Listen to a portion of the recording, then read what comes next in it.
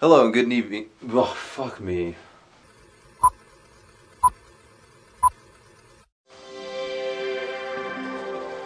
Hello and good evening, fans of the Atomic Energy Show. Tonight we have something a little bit out of the ordinary. Our crew has been working so long, day and night. That's why we haven't uploaded in the past week and a half, right? That's why we didn't upload. That's why I've been lazy. Baba Booey. Atomic Tommy has commissioned this news crew to go out and find a story, and tonight we have a little bit something out of the ordinary. Tonight we have a tale of two cities, and by two cities I mean two towers. Twins, as they were called, the Twin Towers. And we have a story about a little engine that could. So we're risen up from the sewers of New York City himself. We're going to tell you the story about Timothy Keem, the rat who survived 9/11. Now I promise you, you're going to be in for a treat tonight. Sit back, get your popcorn, and be willing to hear the transformation from fall to rise, back down again to fall, kind of like the Twin Towers. And this is going to be a life-changing story. Good night. New York City, 2001. A hustling, bustling, all-around great city, full of traffic, full of people. Well, that is for some. Some areas of New York City were very hard to live around at this time, especially for a rat. Our story begins with a young rat, named after his parents, Timothy Keem.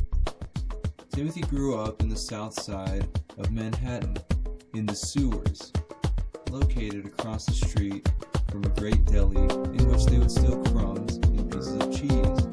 Growing up, Timothy would be made fun of by his other rat friends because other rats don't have human names.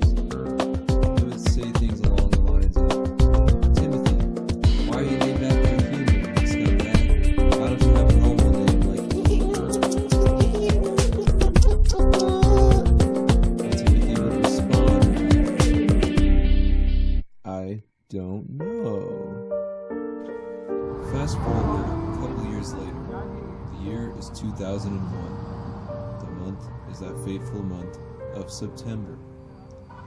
Timothy Keem and his brother Anthony Keem are very desperate.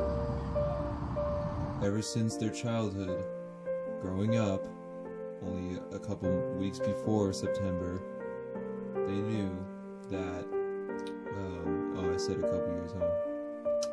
Well, anyway, they knew that it was hard to get food. The food from the deli was starting to run dry since it was closed down for not meeting the food standards of the FDA. With this happening in their lives, finding food would be very hard for Timothy and his family. He knew that he had only one option. Having moved close to the Twin Towers in Manhattan, they knew that those two large buildings would have the best international food in all of New York, and would then go on to start eating regularly from the Twin Towers. And then came the fateful day, September 11th, 2001. Early in the morning, against his parents' wishes, Timothy decided to go into the World Trade Center and seek out as much food as he possibly could. They didn't want him to go because his brother Anthony was sick. But Timothy knew that he needed to go and find food to strengthen Anthony. As Timothy climbed the stairs, he was searching for food, and something seemed a little bit strange. It was then, in that fateful time, he saw closing in on him the greatest threat to his and everyone else in that tower's existence. "Crash," he said, as the plane crashed into the World Trade Center. He was running down the flights of stairs as fast as he possibly could, but he couldn't possibly outrun this threat that came crumbling down. Debris, smoke filled the air, and Timothy was very frightened.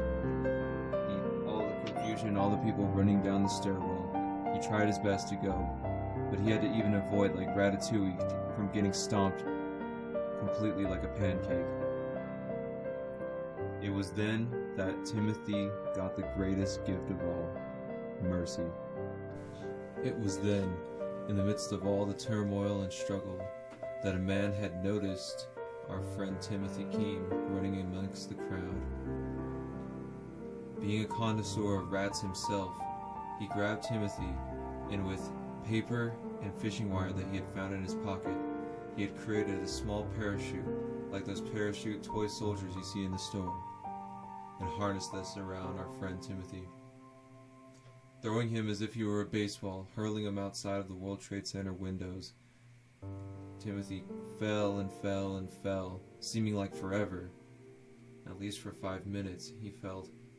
Then, when all seemed lost and he was about to hit the ground to his death, out came the parachute. Our friend Timothy had then been falling ever so slowly, almost as if a feather. His body and his weight went from terminal velocity to falling light, like a hair falling to the ground. He finally touched ground in Lower Manhattan once again, and in the midst of all the smoke, ran home to his parents and made it safe. But after all, there isn't just a sad ending to this story. Timothy went on to find his passion in, surprisingly enough, news-telling. He went on to found the great channel on YouTube known as Drama Alert, and also was part of the Baited podcast. He is now known as Keemstar. And a star he is.